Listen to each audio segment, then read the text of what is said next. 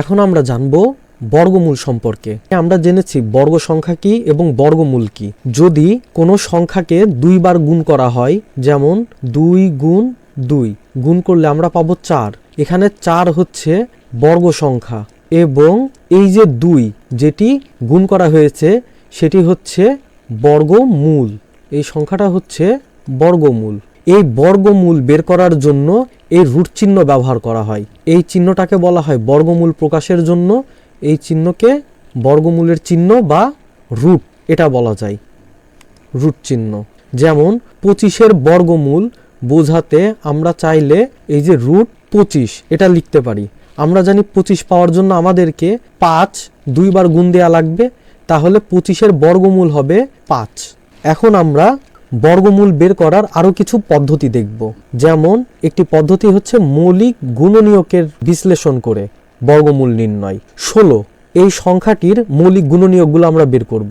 মৌলিক গুণনীয়ক কিভাবে বের করতে হয়? অনেকটা এই যে লসাগু প্রক্রিয়াতে, ঠিক আমরা অনেকগুলো সংখ্যা থাকলে যেভাবে লসাগু বের করি, ঠিক সেই একইভাবে এই মৌলিক গুণনীয়ক বের করা যায়। মৌলিক সংখ্যাগুলো তো আমরা জানি। সর্বনিম্ন মৌলিক সংখ্যা 2, তারপরের মৌলিক সংখ্যা 3, তারপরে 5, তারপরে 7। এই সংখ্যাগুলো দিয়ে যদি আমরা ভাগ দেই, এই ভাগ যতক্ষণ না নিঃশেষে বিভাজ্য হবে ততক্ষণ পর্যন্ত চলতে থাকবে। তাহলে দেখো, খেয়াল যদি করো, 16 এই 16 এর মৌলিক গুণনীয়কগুলো আমাদেরকে বের করা লাগবে। তাহলে একে আমরা 2 দিয়ে ভাগ দেই, 2 দিয়ে ভাগ দিলে 8 দুগুণা 16। তাকে আবার আমরা 2 দিয়ে ভাগ দেই, 4 দুগুণা 8। একে আমরা আবার 2 দিয়ে ভাগ দেই, 2 দুগুণা 4। তাহলে দেখো 16 এর মৌলিক গুণনীয়কগুলো হচ্ছে এরকম 4টা 2 গুণ দিতে হবে, যেখানে এই প্রত্যেকটা সংখ্যাই মৌলিক সংখ্যা এবং এই সংখ্যাগুলো গুণ দিলে দেখবে 16ই হচ্ছে। যেমন 2 দুগুণা 4, 4 দুগুণা 8, 8 দুগুণা 16। গুণনীয়কের আসলে সংজ্ঞাতেই বলে, গুণনীয়কের সংজ্ঞা হতে আমরা জানি গুণনীয়ক বলতে এমন সংখ্যা বা রাশি বোঝায় যা অন্য একটি সংখ্যা বা রাশিকে সম্পূর্ণভাবে ভাগ করতে পারে। অর্থাৎ যখন আমরা কোনো সংখ্যাকে অন্য কোনো সংখ্যা দিয়ে ভাগ করব, যদি ভাগশেষ 0 হয়, তাহলে আমরা ওই সংখ্যাগুলোকে আমাদের ধরা সংখ্যাটির গুণনীয়ক বলতে পারি। আমরা একটি উদাহরণ দিয়ে বুঝি। ধরি 12 সংখ্যাটি। 12 এর গুণনীয়কগুলো হলো 1 2 3 4 6 এবং 12। কারণ 12 এই সংখ্যাগুলোর প্রতিটি দ্বারা সম্পূর্ণভাবে বিভাজ্য। যদি আমরা 12কে 1 দিয়ে ভাগ করি তাহলে আমরা ভাগফল 12 পাবো। যদি 12কে আমরা 2 দিয়ে ভাগ করি তাহলে 6 পাবো। 12কে যদি আমরা 3 দিয়ে ভাগ করি 4 পাবো। 12কে 4 দিয়ে ভাগ করলে 3 পাবো। 12কে 6 দিয়ে ভাগ করলে 2 পাবো। আর 12কে যদি 12 দিয়ে ভাগ করি তাহলে 1 পাবো। তাহলে আমরা দেখতে পাচ্ছি 12 এই সংখ্যাটি 1 2 3 4 6 12 এই প্রত্যেকটি সংখ্যা দিয়ে যখন আমরা 12কে ভাগ করছি তখন নিঃশেষে বিভাজ্য হচ্ছে। আমরা ভাগফল একটি পূর্ণ সংখ্যা পাচ্ছি এবং আমাদের ভাগশেষ 0 আসছে। এখন আমরা এই যে মৌলিক গুণনীয়কগুলো পেলাম, এই মৌলিক গুণনীয়কগুলোকে জোড় করতে হবে, মানে এদের জোড়া বানাতে হবে। এখানে দেখো 2 আছে কয়টা? টোটাল 4টা। তার মানে 2 এর 2টা জোড়া আমরা বানাতে পারবো। 2 গুণ 2, 2 দুগুণা 4, আবার 2 গুণ 2, 2 দুগুণা 4। এই 4 4 16 এটা হয়ে যায়। তাহলে এখন এই যে আমরা জোড়া বানালাম, এই জোড়ার থেকে প্রতি জোড়া থেকে একটা করে 2 নিলে, 2 নিয়ে যদি আমরা গুণ করি তাহলে এই 16 আসলে আমরা বর্গমূলই পাবো। বিষয়টিকে আরেকটু সহজভাবে বোঝানোর জন্য এখানে আরও একটি উদাহরণ দেয়া আছে 36। তাহলে চলো আমরা 36-এর মৌলিক গুণনীয়কগুলো একটু বের করে দেখি। তাহলে 36, এই 36কে প্রথমে আমরা 2 দিয়ে ভাগ দিব, সর্বনিম্ন মৌলিক সংখ্যা 2 এবং 36 এটিও জোড় সংখ্যা, তার মানে 2 দিয়ে ভাগ যায়। 36কে 2 দিয়ে ভাগ দিলে এখানে আসবে 18। আবার এই 18কে আমরা 2 দিয়ে ভাগ দেই, তাহলে এখানে পাবো আমরা 9। 9 বিজোড় সংখ্যা, তার মানে এটা তো আর 2 দিয়ে ভাগ যাবে না। তাহলে এবার একে আমরা 3 দিয়ে ভাগ দিব, 3 তিরিক্কা 9। তাহলে আমরা 36-এর গুণনীয়কগুলো পেলাম 2 গুণ 2 গুণ 3 গুণ 3। এখানে খেয়াল করলে দেখবে এই কথাটাই লেখা আছে, 2 গুণ 2 গুণ 3 গুণ 3। এই সংখ্যাগুলো যদি এখন গুণ করো, 2 দুগুণা 4, তিন চারা 12, 3 12 36, গুণ করলে এই যে 36ই হচ্ছে। এবার আমাদের প্রাপ্ত এই যে 2 গুণ 2, এটার আমরা একটা জোড়া বানাবো। 3 গুণ 3, এর একটি জোড়া বানাবো। তাহলে দেখো 2 দুগুণা 4, 3 ত্রিকা 9 এবং 4 নং 36, এটা আবার মিলে যাচ্ছে। এই জোড়ার থেকে এখন আমরা একটি করে করে মান নিব। তাহলে এখান থেকে একটি 2 নিলাম, আর এখান থেকে একটি 3 নিলাম। এই দুইটা গুণ করলে আমরা পাবো 3 দুগুণা 6। এই 6কেই যদি আবার আমরা বর্গ করি তাহলে মান আসবে 6 গুণ 6 সমান 36। তাহলে আশা করি তোমরা এখন 36-এর কীভাবে মৌলিক উৎপাদকের মাধ্যমে বর্গমূল নির্ণয় করতে হয় সেটা বুঝতে পেরেছ। এখন আমরা একটি উদাহরণ বোঝার চেষ্টা করব। এখানে একটি উদাহরণ দেয়া আছে যেখানে 3136 এই সংখ্যাটি দিয়ে দিয়েছে এবং এর মৌলিক উৎপাদকের মাধ্যমে বর্গমূল নির্ণয় করতে হবে। তাহলে চলো আমরা মৌলিক গুণনীয়কের মাধ্যমে বর্গমূলটা একটু বোঝার চেষ্টা করি। এখানে করে দেয়াই আছে, কিন্তু এটা আসলে কিভাবে করলো আমরা আরেকটু ভেঙে বোঝার চেষ্টা করব। তাহলে প্রথমে আমাদের লিখতে হবে 3136। তাহলে প্রথমে একে আমরা 2 দিয়ে ভাগ দিব। 2 দিয়ে ভাগ দিলে আমাদের ভাগফল আসবে 1568। এরপরে আবার আমরা, যেহেতু এই সংখ্যাটি জোড় সংখ্যা, একে আবার আমরা 2 দিয়ে ভাগ দিব। 2 দিয়ে ভাগ দিলে মান আসবে 784। আবার একে আমরা 2 দিয়ে ভাগ দিব। 2 দিলে ভাগ দিলে আমাদের মান আসবে 392। আবার যদি একে আমরা 2 দিয়ে ভাগ দেই, যেহেতু এটিও একটি জোড় সংখ্যা, মান পাবো 196। আবার একে আমরা 2 দিয়ে ভাগ দিব, তাহলে মান পাবো 98।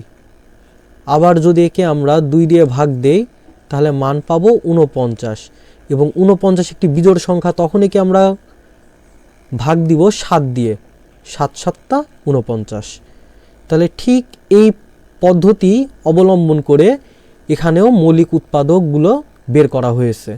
এরপরে তাহলে আমরা এখন এই 3136-এর মৌলিক উৎপাদকগুলো লিখি। 2 গুণ 2 গুণ 2 গুণ 2, এভাবে পুরো মানটাই এখানে লেখা হয়েছে। এরপরে আমাদের কাজ থাকবে এখান থেকে জোড়া বানানো। এই 2টা 2 নিয়ে একটা জোড়া বানালাম এখানে, তারপরে আবার এখানকার 2টা 2 নিয়ে এখানে একটি জোড়া বানালাম, এখানকার 2টা 2 নিয়ে এখানে একটি জোড়া বানালাম, আর এখানকার 2টা 7 দিয়ে এখানে একটি জোড়া বানালাম। এরপরে 3136-এর বর্গমূল এখানে ঠিক যেমন কথায় লেখা আছে, এখানে বর্গমূলের চিহ্ন দিয়ে লেখা আছে 3136। তাহলে এখন আমরা এর বর্গমূল যেহেতু বের করব, এই প্রত্যেক জোড়া থেকে একটি করে করে মান নিব। তাহলে এখানে 1 জোড়া 2 থেকে এখানে আমরা একটি 2 লিখব। তারপরে আবার আমরা এখানে 1 জোড়া 2 থেকে আবার এখানে একটি 2 লিখব। আবার এখানকার 1 জোড়া 2 থেকে এখানে একটি 2 লিখব। এখানে 1 জোড়া 7 থেকে এখানে একটি 7 লিখব। যেগুলা গুণ করলে, সেটা তোমরা শুরুর থেকে গুণ করো বা শেষের থেকে গুণ করো, মান সেমই আসবে। 2 দুগুণা 4, 4 দুগুণা 8, আর 7 8টা 56। তোমরা চাইলে ক্যালকুলেটর ব্যবহার করে তোমরা এই যে 3136 এর বর্গমূল আসলেই 56 হয় কিনা তা যাচাই করতে পারো। আমি যেহেতু কম্পিউটারে করছি সেজন্য আমার কম্পিউটারের ক্যালকুলেটরটি এরকম দেখতে, কিন্তু তোমরা তোমাদের যেই হাতের কাছে ক্যালকুলেটরটি আছে সেটির ইন্টারফেস এর থেকে অন্যরকম। কিন্তু তোমরা তোমাদের ক্যালকুলেটরে এই ধরনের একটি চিহ্ন দেখতে পারবে। এই চিহ্নটাই হচ্ছে বর্গমূল চিহ্ন বা রুট চিহ্ন। তোমরা এটাতে চাপ দিয়ে এরপরে তোমরা যদি 3136 এটি লিখে যদি তোমরা সমান চাপ দাও তাহলে দেখবে এই যে 56 দেখাচ্ছে। এর দ্বারা এটাই বোঝাই যে এই 56 এর যদি আমরা বর্গ করি বা 56 গুণ 56 যদি আমরা 2 বার গুণ করি তাহলে তার বর্গ সংখ্যা হয় 3136। তাহলে বর্গ সংখ্যা হবে 3136 এবং বর্গমূল 56। তাহলে আমরা যে মৌলিক গুণনীয়কের সাহায্যে বর্গমূল নির্ণয় করেছিলাম আমরা দেখতে পাচ্ছি সেটি আসলে সঠিক আছে। এখন আমরা অনুশীলনী 1.1-এর 1 নম্বর কোশ্চিন মৌলিক গুণনীয়কের সাহায্যে বর্গমূল নির্ণয় এগুলা প্র্যাকটিস করে দেখব। তাহলে চলো শুরু করা যাক। 1-এর কয়ের প্রশ্ন আমাদের 169-এর বর্গমূল বের করতে হবে। তাহলে 169-এর বর্গমূল বের করার জন্য আমরা 169-এর মৌলিক গুণনীয়কগুলো বের করব। তাহলে আমরা 169-এর মৌলিক গুণনীয়কগুলো বের করি। 169, তাহলে এই 169 সংখ্যাটিকে আমাদের কোনো মৌলিক সংখ্যা দিয়ে ভাগ করতে হবে। 169 এই সংখ্যাটিকে আমাদের ভাগ করার জন্য আমাদের 13 দিয়ে ভাগ করতে হবে। 13 একটি মৌলিক সংখ্যা এবং 13 ছাড়া আর অন্য কোনো সংখ্যা দিয়ে আমরা 169-কে ভাগ দিতে পারবো না। 13 সংখ্যা দিয়ে যদি আমরা 169-কে ভাগ দিই তাহলে এর ভাগফল আসবে 13। তাহলে আমরা দেখতে পাচ্ছি এবং 13 একটি মৌলিক সংখ্যা, এই 13কেও আমরা অন্য কোনো সংখ্যা দিয়ে আর ভাগ করতে পারবো না। তাহলে আমরা 169 সমান 13 গুণ 13 এটি লিখতে পারি। অতএব এবং 13 এখানে দুইটি আছে, এক জোড়া 13 আছে, অতএব আমরা লিখতে পারি 169 এর বর্গমূল, এই দুটি 13 থেকে আমরা একটি 13 নিব, 13। 1-এর খ এই প্রশ্নটি হচ্ছে আমাদের 529 এই সংখ্যাটির মৌলিক গুণনীয়কের মাধ্যমে বর্গমূল বের করতে হবে। তাহলে আমরা বের করার চেষ্টা করি। তার প্রথমে আমাদের 529 এর মৌলিক গুণনীয়কগুলো বের করতে হবে। তাহলে আমাদের মৌলিক সংখ্যা দিয়ে 529কেও ভাগ দিতে হবে। 529 এই সংখ্যাটি 23 মৌলিক সংখ্যা দিয়ে ভাগ যাবে। তাছাড়া আর অন্য কোনো সংখ্যা দিয়ে 529কে যদি আমরা ভাগ করার চেষ্টা করি তাহলে ভাগফল পাবো না। 529কে যদি আমরা 23 দিয়ে ভাগ করি তাহলে আমরা ভাগফল পাবো 23। তাহলে আমরা দেখতে পাচ্ছি এখানে আমাদের ভাজকও 23 এবং ভাগফলও 23। তাহলে আমরা লিখতে পারি 529 সমান 23 গুণ 23। তাহলে আমরা দেখতে পাচ্ছি এখানে এক জোড়া 23 আছে, অতএব আমরা লিখতে পারি 529 এর বর্গমূল, এক জোড়া 23 থেকে আমাদের একটি 23 নিতে হবে, 23। তাহলে 529 এর বর্গমূল হচ্ছে 23। 1-এর গ নাম্বার প্রশ্নটি হচ্ছে আমাদের 1521 এই সংখ্যাটির বর্গমূল বের করতে হবে এবং সেটি মৌলিক গুণনীয়কের মাধ্যমে। তাহলে আমরা প্রথমে 1521 এই সংখ্যাটির মৌলিক গুণনীয়কগুলো বের করে দেখি। 1521 এই সংখ্যাটিকে আমরা 3 দিয়ে ভাগ দিব। 3 একটি মৌলিক সংখ্যা এবং এই সংখ্যাটি 3 দিয়ে ভাগ যাবে। যদি আমরা 1521কে 3 দিয়ে ভাগ করি তাহলে আমাদের ভাগফল আসবে 507।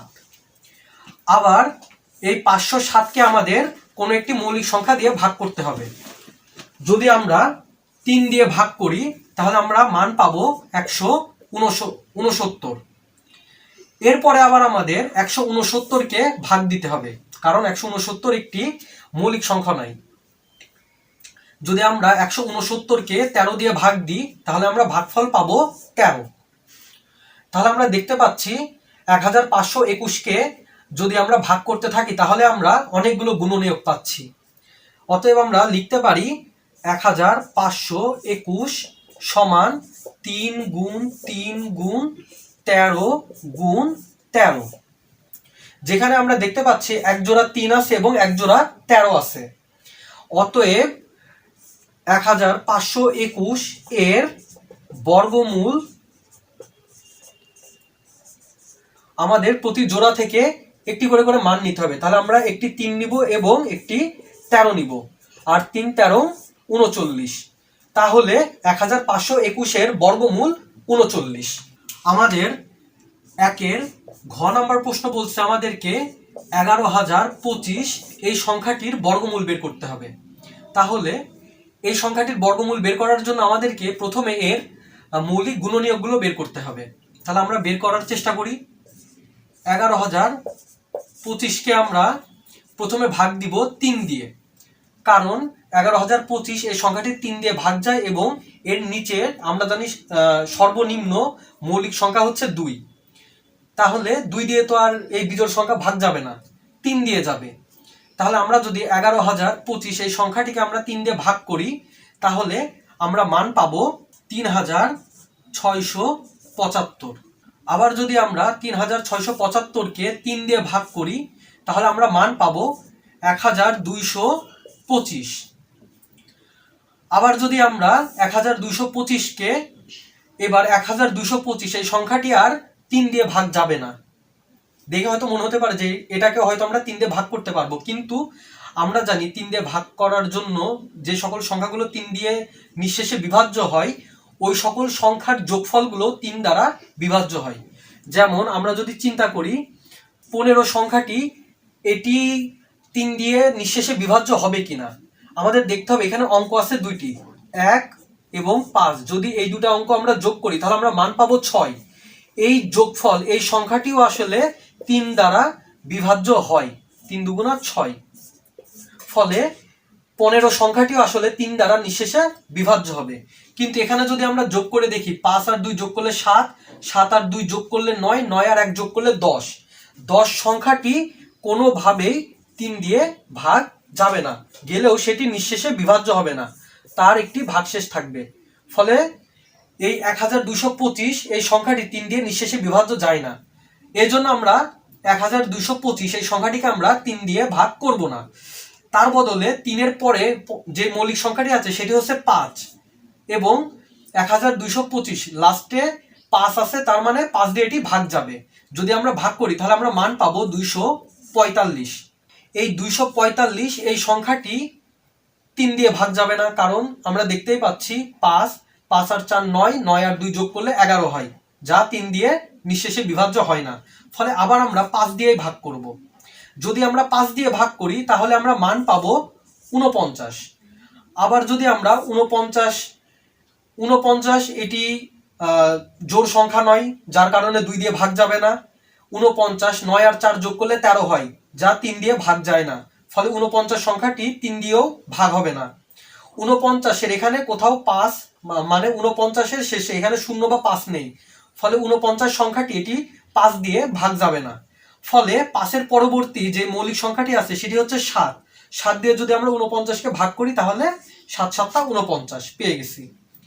তাহলে আমরা এখন লিখতে পারি 11,025 সমান 3 গুণ 3 গুণ 5 গুণ 5 গুণ 7 গুণ 7।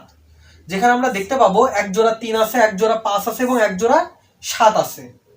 অতএব আমরা লিখতে পারি 11,025 এর বর্গমূল সমান, এই প্রতি জোড়া থেকে আমরা একটি করে করে মান নিব। তাহলে আমরা এক জোড়া 3 থেকে একটি 3 নিব, এক জোড়া 5 থেকে আমরা একটি 5 নিব এবং এক জোড়া 7 থেকে আমরা একটি 7 নিব। যদি আমরা গুণ করি 3 5 15 এবং 7 15 105, তাহলে আমরা বলতেই পারি 11,025 এর বর্গমূল 105। তাহলে আজ আর নয়, আমি এখানেই শেষ করছি। দেখা হবে পরের ভিডিওতে। পরের ভিডিও দেখার জন্য আমি তোমাদেরকে আন্তরিকভাবে আহ্বান জানাচ্ছি। সবাই সুস্থ থেকো, ভালো থেকো।